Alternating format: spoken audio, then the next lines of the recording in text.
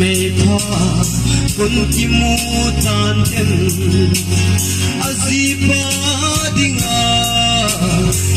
na te ahi atsate dinga gim nam pui ahi alhun na in sung dia ko man lupe ahi oh nay na din mon ki khorin no mei jing te hon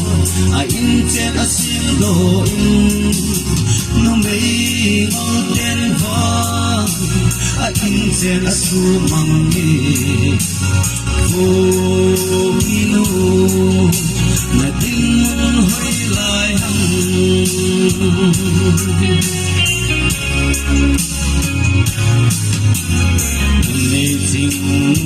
me pa mo hi ve tin alhun na in sung chu angol ki singin alhun na in sung hi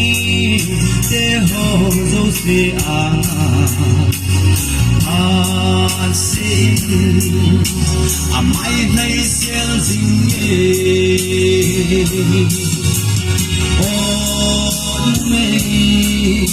na tin ki kon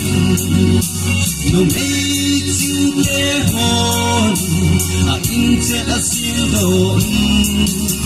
no mei mol ten ha a in che a su mang ge fu minu na tin hoi lai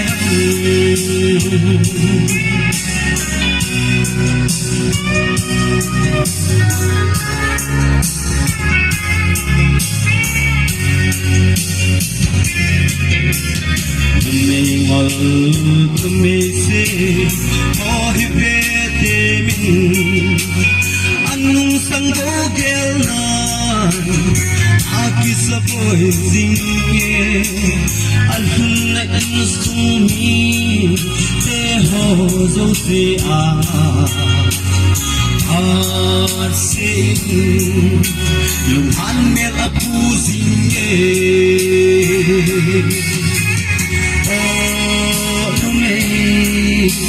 na tin mun ki khorin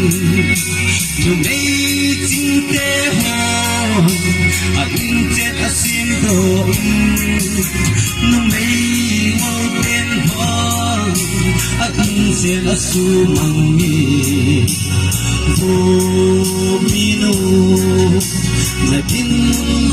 lai hang kakipaelo pinapakaisang